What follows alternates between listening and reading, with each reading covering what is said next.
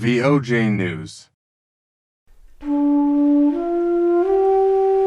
पाकिस्तान के अंदर मेजर जो मेगा प्रोजेक्ट है वो किस दौर में हुए। जितने भी मेगा प्रोजेक्ट आज तक पाया तकमील तक पहुँचे हैं वो अगर हम पाकिस्तान की तारीख को खंगालें तो हमें पता चलता है कि ये ज़्यादातर मेगा प्रोजेक्ट दौरे आमरीत में ही तामीर हो गए। पाकिस्तान 76 सालों में सिर्फ 2 डैम बना चुका है, सिर्फ 2 डैम। 1967 में अयूब खान के ज़माने में, जो कि एक फ़ौजी आमर थे, लेकिन जनरल अयूब खान को उनके दौर को एक सुनहरी दौर समझा जाता है। पाकिस्तान के पहले मुंतखब वज़ीर आज़म शहीद जुल्फ़िकार अली भुट्टो, उन्होंने 1976 में इसका बाकायदा इफ्ताह किया। पाकिस्तान बना तो पाकिस्तान के हिस्से में कोई भी असला फैक्ट्री नहीं थी। उस वक्त पूरे इंडिया में 16 असला फैक्ट्रियाँ थी जो कि सारी की सारी मौजूदा भारत में शामिल हुई। हैवी इंडस्ट्री टेक्सला, इसका इफ्ताह भी जो हुआ वो याह्या खान के दौर में हुआ। तारीख़ का हिस्सा है और पाकिस्तान के अवाम इस चीज़ को बखूबी जानते हैं कि जुल्फ़िकार अली भुट्टो को मगरबी पाकिस्तान का वज़ीर आज़म कैसे बनाया गया। यही वजह है कि आज तक हमारी ज़राअत किसी हद तक बेहतर है, कि जिसका खमियाजा पाकिस्तान के अवाम सदियों भुगतते रहे हैं। आप एक वाहिद मुस्लिम रियासत है जो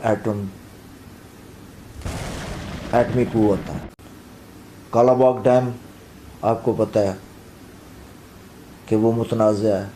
इसी तरह बहुत सारे डैम हैं। अभी भी मेहमान डैम बन रहा है, बादशाह डैम बन रहा है, दीगर डैम बन रहे हैं, लेकिन कब बनेंगे इसका किसी को कोई अंदाज़ा नहीं है। पाकिस्तान के अंदर एनर्जी का जो क्राइसिस है वो आपके सामने है कि यहाँ देहात तो दरकिनार, शहरों में बिजली नहीं होती। वो प्रोडक्ट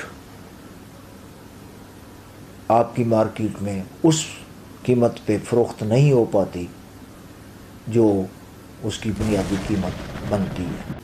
हुकूमत कभी भी संजीदा दिखाई नहीं देती, खा वो पाकिस्तान पीपल्स पार्टी की हो, खा वो मुस्लिम लीग नवाज़ की हुकूमत।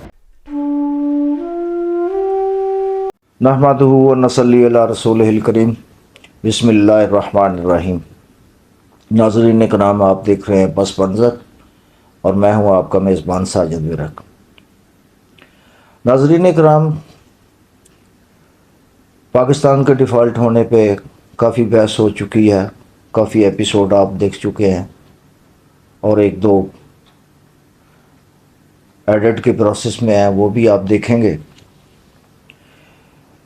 लेकिन जो सबसे अहम सवाल है कि पाकिस्तान में 76 सालों में डेवलपमेंट जो हुई है पाकिस्तान के अंदर, मेजर जो मेगा प्रोजेक्ट है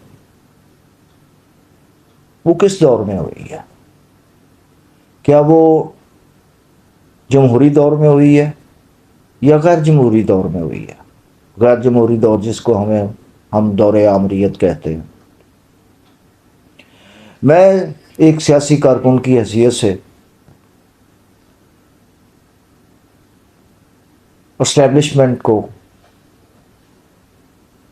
हुकूमत का हिस्सा बनना पसंद नहीं करता, लेकिन जो हकायक हैं اس سے بھی چشم پوشی کرنا میرے لیے ممکن نہیں۔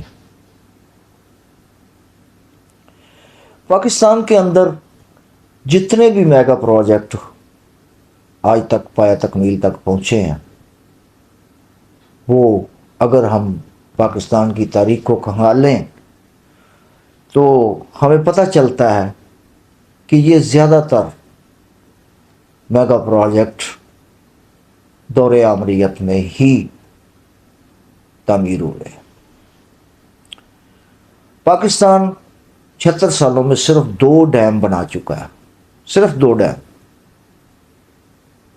جس میں ایک منگلا ڈیم ہے اور دوسرا تربیلا ڈیم۔ منگلا ڈیم بھی 1967 میں ایوب خان کے زمانے میں، جو کہ ایک فوجی آمر تھے، لیکن جنرل ایوب خان کو ان کے دور کو ایک سنہری دور سمجھا جاتا ہے ڈیولپمنٹ کے حوالے سے۔ ایک تو انہوں نے منگلا ڈیم بنایا، دوسرا انڈسٹریل سیکٹر میں بہت ترقی ہوئی، روڈ انفراسٹرکچر زیادہ تر انہی کے دور کا ہے۔ پھر اس کے بعد تربیلا ڈیم بنا، جو کہ وہ بھی ایوب خان نے اس کا افتتاح کیا تھا 4 نومبر 1968 کو، 1968 میں۔ لیکن ظاہر سی بات ہے تربیلا ڈیم پاکستان کا بہت بڑا اور دنیا کا وہ 3 4 نمبر پہ اس کا شمار ہوتا ہے۔ وہ ایک بہت بڑا ڈیم تھا، ظاہر سی بات ہے اس کو بنتے بنتے اچھا خاصا وقت بھی درکار تھا، لیکن وہ تکمیل ہوا جمہوری دور میں، جب پاکستان پیپلز پارٹی کے بانی اور پاکستان کے پہلے منتخب وزیر اعظم شہید ذوالفقار علی بھٹو، انہوں نے 1976 میں اس کا باقاعدہ افتتاح کیا۔ اب دوسری طرف ہم آتے ہیں وا آرڈیننس فیکٹری، جو کہ ہمارا اسلحہ بنانے والی فیکٹری ہے۔ وہ 28 دسمبر 1951 کو وزیر اعظم خواجہ ناظم الدین، جن کا تعلق ایسٹ پاکستان سے تھا، انہوں نے اس کا افتتاح کیا۔ یہ فیکٹری 2 مئی 1949 میں لیاقت علی خان، جو پہلے وزیر اعظم تھے، انہوں نے برطانیہ سے ایک معاہدہ کیا تھا، جس کے نتیجے میں یہ 1951 میں اس کا باقاعدہ خواجہ ناظم الدین صاحب نے افتتاح کیا۔ کیونکہ قیام پاکستان کے وقت جب پاکستان بنا تو پاکستان کے حصے میں کوئی بھی اسلحہ فیکٹری نہیں تھی۔ اس وقت پورے انڈیا میں 16 اسلحہ فیکٹریاں تھیں، جو کہ ساری کی ساری موجودہ بھارت میں شامل ہوئی۔ تو پاکستان کو ظاہر سی بات ہے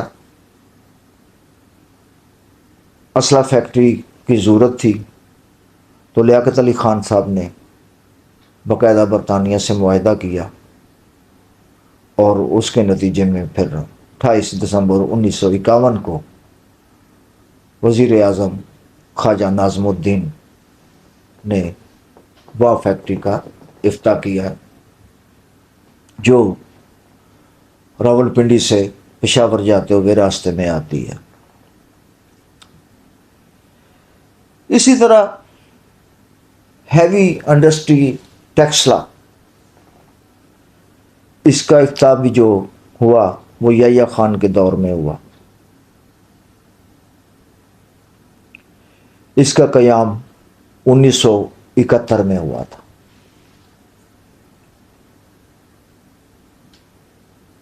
کچھ ہی عرصے بعد یحییٰ خان پابند سلاسل چلے گئے اور ذوالفقار علی بھٹو پاکستان کے سولین مارشل لا ایڈمنسٹریٹر مقرر ہوئے اور ساتھ ہی ساتھ انہوں نے بعد میں صدارتی عہدہ بھی سنبھال لیا. حالانکہ عام انتخابات 1970 میں منعقد ہو چکے تھے، جس کے نتیجے میں ایسٹ پاکستان کے لیڈر مجیب الرحمان، شیخ مجیب الرحمان، وہ اکثریتی سیٹوں سے جیت چکے تھے.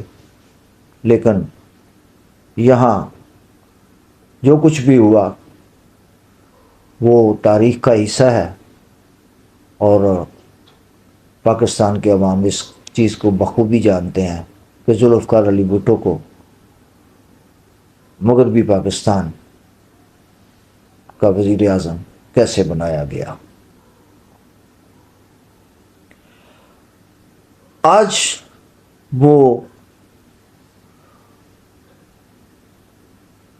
ہیوی انڈسٹری ٹیکسلا جو ہے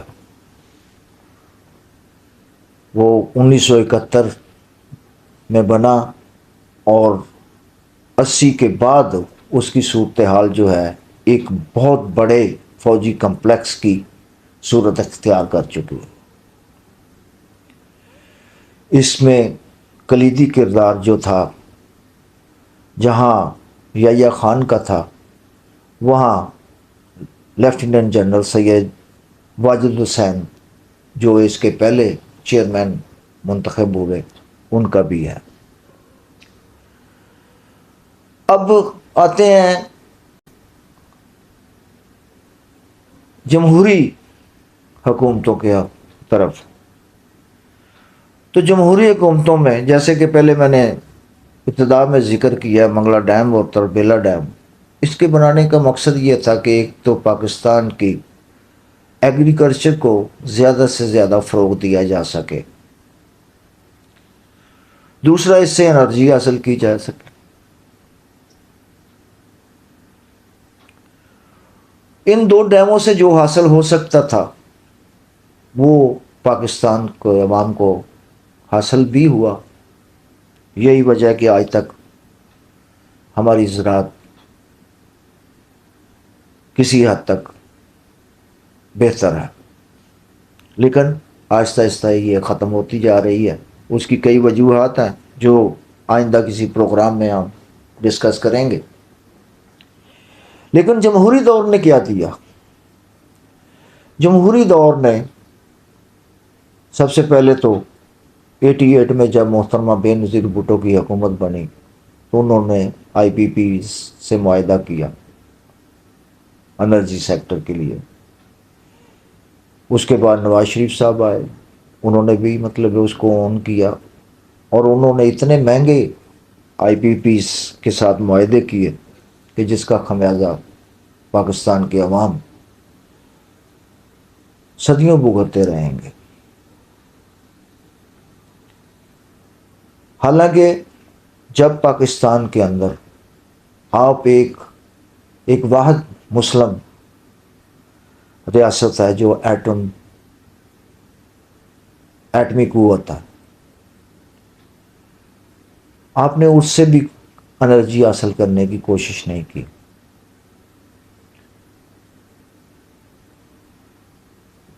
اس کا حصہ ہماری پروڈکشن میں پاور سیکٹر میں بہت کم ہے، ہمیں اس کو استعمال کرنا چاہیے تھا.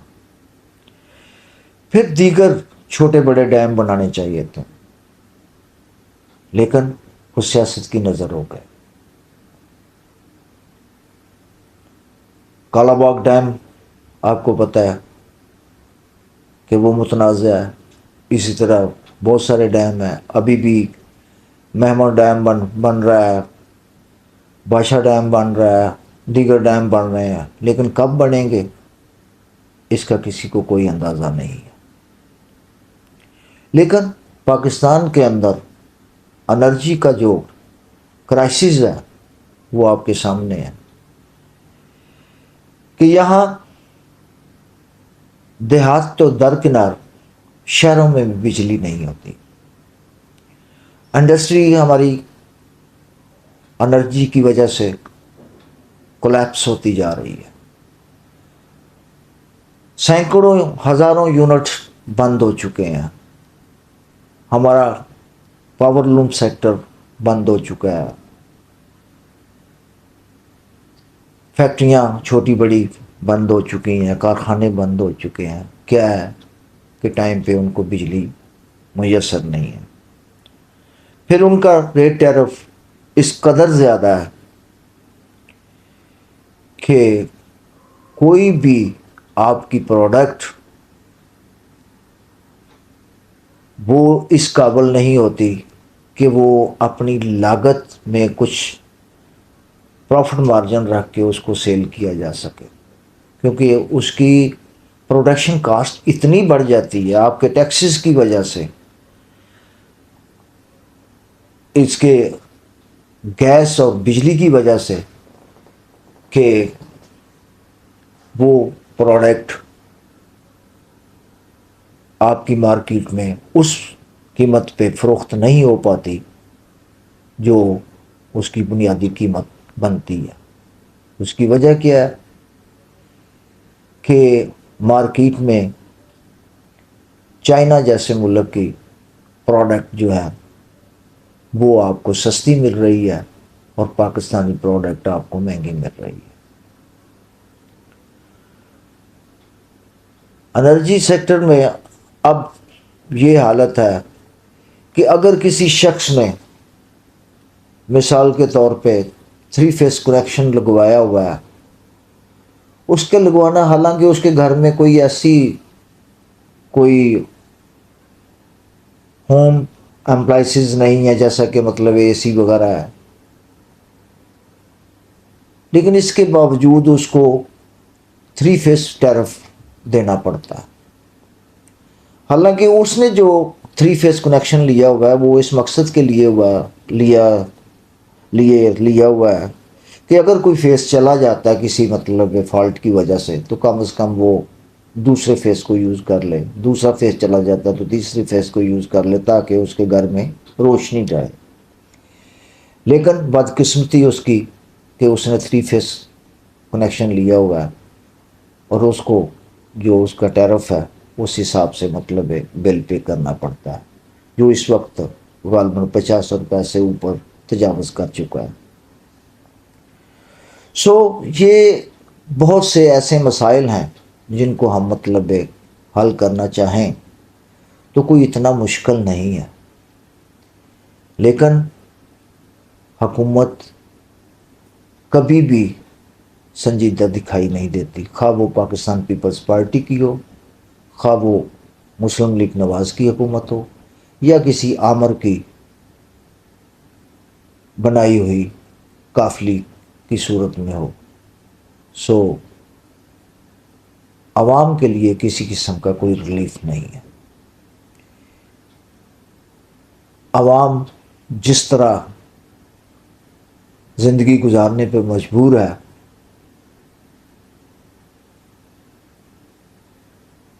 अगर इंसान के अंदर इंसानियत है तो जाके उन लोगों को देखें जिन लोगों को 2 वक्त की रोटी भी मैसर नहीं है, उनके घर में बूढ़े वालिदैन बीमार हैं, बच्चे स्कूल जाने से कासर हैं, बेटियां घर में पड़ी जवान हो गई हैं, उनके बालों में चांदी उतर आई है, लेकिन उन्हें कोई माकूल रिश्ता नहीं मिलता। आपने ऐसा कल्चर प्रमोट कर दिया है नौदौलती लोगों ने जो नवाजे गए हैं, دور برطانیہ کے زمانے میں، اور اس کے بعد جنہوں نے رشوت، نجائز خوری،